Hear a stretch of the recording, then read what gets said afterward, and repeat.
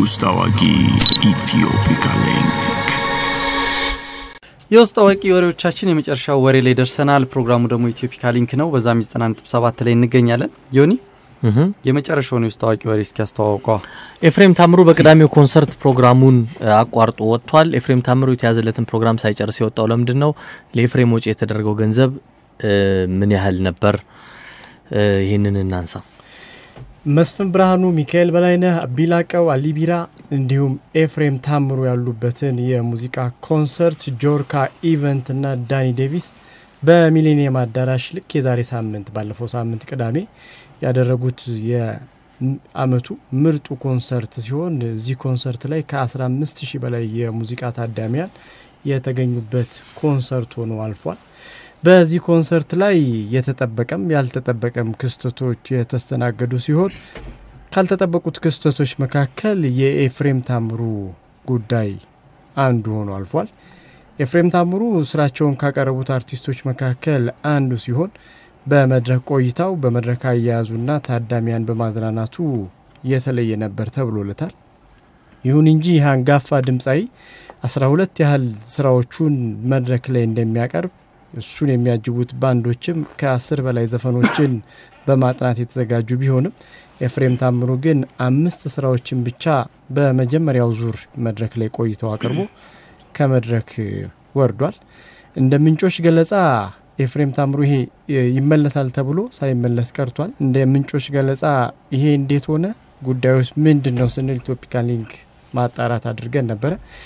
የኮንሰርቱ አዘፋፈን ቅደም ተከተል የመጨረሻዎቹ ተርታ ላይ አሊቢራ መድረክ ላይ ይወጣል። አሊቢራ ስራውን አቅርቦ ሲጨርስ ኤፍሬም ታምሩ ይተካል። ኤፍሬም ታምሩ ሲወርድ አሊቢራ እንደገና ይገባል። የኮንሰርቱ መዝጊያ ያንጋፋና ተወዳጅ ድምጻይ ኤፍሬም ታምሩ እንዲሆን ነበር።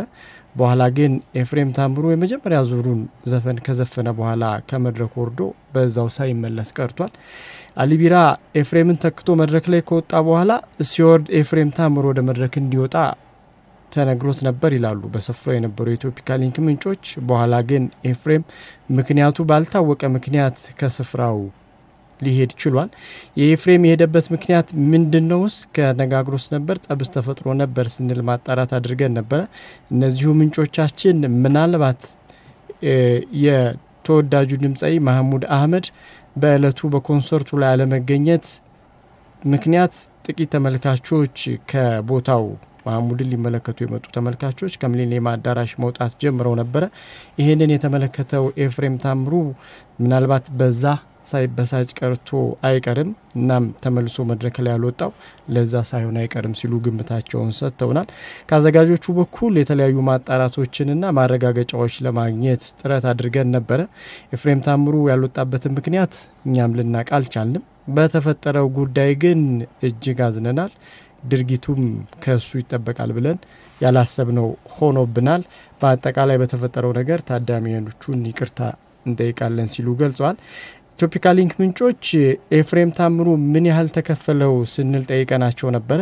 ኤፍሬም ታምሩ ለዚህ የመድረክ ስራው በስምምነት ደረጃ የተስማማው ለሙዚቃ ስራውን ለማቅረብ 470,000 ብር ተስማምቶ የ470,000 ብር ክፍያ ተፈጽሞለታል። ከ470,000 ብሩ በተጨማሪ ደግሞ ኤፍሬም ታምሩ ከአዲስ አበባ ከአሜሪካን አዲስ አበባ የመጣበት በመጀመሪያ ክፍል የቢዝነስ ክላስ የደርሶ መርሲ አውሮፕላን ቲኬት 96,000 ብር ክፍያ ተፈጽሞለታል። እንዲሁም ደግሞ በአሜሪካ ቆይታው ከነበረበት ሌላ ግዛት ወደ ዋሽንግተን ዲሲ እንዲመጣ የበረራ መዘግየቶች ነበሩ። እነሱን ለማስቀረት 30,000 ብር ተጨምሮ በአጠቃላይ ለአየር ትራንስፖርት ለኤፍሬም ታምሩ ብቻ 126,000 ብር ወጪ ሆኗል። ኤፍሬም ታምሩ ከ470,000 ብር የተከፈለው ስምምነት በተጨማሪ የኮንሰርቱ ቀን እንዲራዘም ተደርጓል። እንደሚታወቀው ኮንሰርቱ በመራዘቡ ምክንያት ደግሞ ድምጻዩ ተጨማሪ የ81,000 ብር ጭማሪ ተደርጎለት ክፍያ ተፈጽሞለታል። ከዚህ በተጨማሪ ለኤፍሬም ተብሎ ደግሞ የተለያዩ ወጪዎች ወጥቷል። ከነዚህ የተለያዩ ወጪዎች ውስጥ 25,000 ብር አዘጋጆቹ ከፍለዋል። በአጠቃላይ ታክስን ጨምሮ ኤፍሬም ታምሩ 842,000 ብር ክፍያ ተፈጽሞለታል። ድምጻዊው ግን 5 ወጪ ተደርጎበታል ድምጻዊው ግን 5 ዘፈኖችን ብቻ ነው መድረክ ላይ ያቀረበው ይህ ማለት ለአንድ ዘፈን 168 ሺህ ብር አካባቢ ማለት ነው በዚህ ዝግጅት ላይ ከሚጠበቁት አርቲስቶች መካከል መሐሙድ አህመድ ነበር መሐሙድ አህመድ በዝግጅቱ ላይ ባልታሰበ ሰዓት ሳይገኝ ቀርቷል መሐሙድ ያልተገኘበት ምክንያት ደግሞ በህመም ሆስፒታል በመሆኑ ምክንያት እንደሆነ ኢትዮፒካ ሊንክ ለማወቅ ችሏል በአሁን ሰዓት ግን መሐሙድ ከሆስፒታል ሞቶ በመልካም ጤንነት ላይ እንደሚገኝ ለማወቅ ችለናል